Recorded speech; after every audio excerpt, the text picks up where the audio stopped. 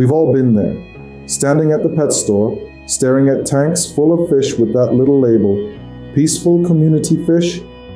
Sounds like a dream, right? Just toss them together and enjoy the harmony. But here's the catch. A lot of those so-called peaceful fish aren't so peaceful once you get them home. I've learned this the hard way. What looks calm in the store can turn into a tank boss, a plant destroyer, or a stress machine in your aquarium. So today, I'm counting down 7 so-called peaceful fish you'll probably regret buying and why they actually cause trouble. And honestly, if you've been in this hobby long enough, you've probably been burned by at least one of these so-called peaceful fish. I know I have, and I can still remember that sinking feeling when I realized my perfect community tank was slowly turning into chaos. That's why I made this video, because I don't want you to go through the same frustration. Stick around, because number 1 is sneaky. It fools more beginners than almost any other fish. And hey, if you like honest, real-world aquarium advice, hit subscribe so you don't fall for these peaceful myths again. Number 7. Kissing Gourami. Let's start with one of the biggest tricksters, the Kissing Gourami. It sounds cute, right? Oh, they kiss each other. But that kiss isn't love. It's basically an underwater arm wrestle, a show of dominance. They'll lock lips with each other, but they'll also harass tankmates. And here's what most people don't know. They actually scrape the slime coat off other fish. That protective slime is their immune shield. Without it, open wounds, stress, and a higher chance of disease. I once added one to a community tank, and within weeks, my peaceful fish were hiding in corners. Lesson learned, this is no sweetheart. Number 6, Dragon Goby, Violet Goby. Next up is the Dragon Goby, also called the Violet Goby. It looks peaceful, kind of mysterious, almost eel-like. The store calls it a gentle giant. But here's the hidden truth. They don't belong in a standard freshwater community tank. Dragon Gobies actually need brackish water, slightly salty conditions. Without it, they slowly waste away, refusing food, getting sick, and stressing everything else in the tank. They're nearly blind, so they get out-competed for food. And if you don't have a sandy substrate, forget it. They literally starve trying to dig. So while they look like harmless tank mates, in most home aquariums, they're doomed. And that makes them one of the most regretted, peaceful buys out there. Number 5, Marbled Headstander. Now here's a sneaky one, the Marbled Headstander. As juveniles, they're calm, fun to watch, and they swim at that quirky 45-degree angle. Pretty cool, right? But once they grow, the attitude changes. They start fighting with their own kind, nipping fins, and in many tanks, they'll shred your plants like it's an all-you-can-eat salad bar.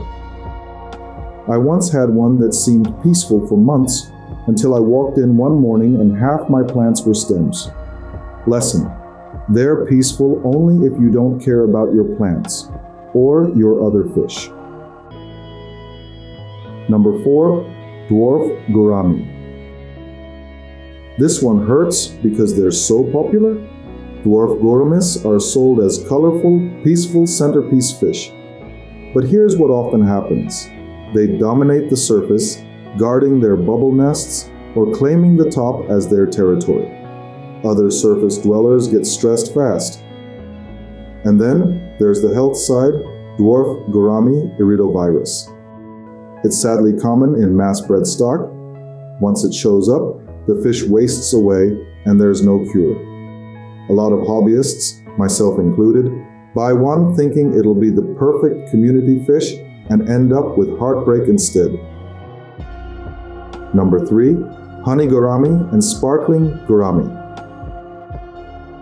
On the smaller side, honey and sparkling gouramis are sold as peaceful little gems, and most of the time, they're fine, until breeding season. When the hormones kick in, those sweet little fish turn into miniature warriors. I've seen sparkling gouramis chase fish 3 times their size just to defend a tiny bubble nest. In a community tank, that spells chaos. So yes, they're peaceful, until they decide your entire aquarium belongs to them.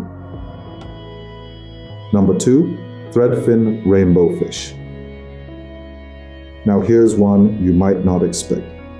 Threadfin rainbowfish are delicate, beautiful, and generally peaceful. The problem? Their long, flowing fins are basically a bite me sign for nippy fish. Mix them with barbs, certain tetras, or even some Livebearers, and you'll end up with shredded fins and constant stress. And because they're so sensitive, even small amounts of stress can wreck their health. They're peaceful, yes, but in the wrong tank, they'll suffer, and so will you. Number 1, Livebearers, Guppies, Mollies, Platys. And finally, the most deceptive, peaceful fish of all, Livebearers.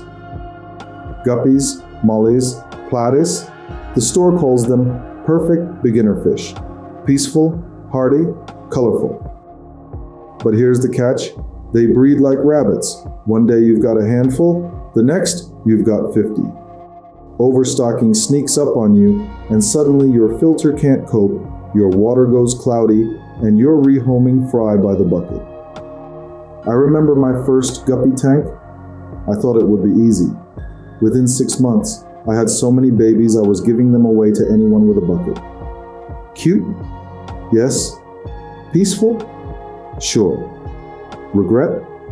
Absolutely. And it's not just the overbreeding.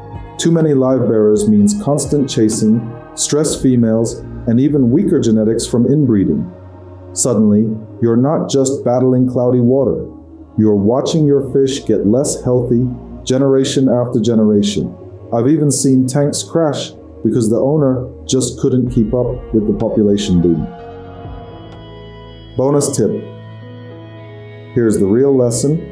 Don't trust the peaceful label at face value. Every fish has quirks, from size to diet to breeding aggression. The smart move is to research before you buy and think about your tank as an ecosystem. A so-called peaceful fish in the wrong tank becomes a nightmare. But the right fish, in the right setup, that's when fish keeping is truly fun. I've made the mistake of trusting that peaceful label more times than I care to admit. And every time, it ended with me rehoming fish or even rebuilding an entire tank from scratch. Peaceful on paper doesn't always mean peaceful in practice. And trust me, you don't want to learn that lesson the hard way. So what about you? Which peaceful fish burned you in the past? Drop your stories in the comments. I guarantee other hobbyists will relate. And if this saved you from making the same mistake, hit like and subscribe. See you next time.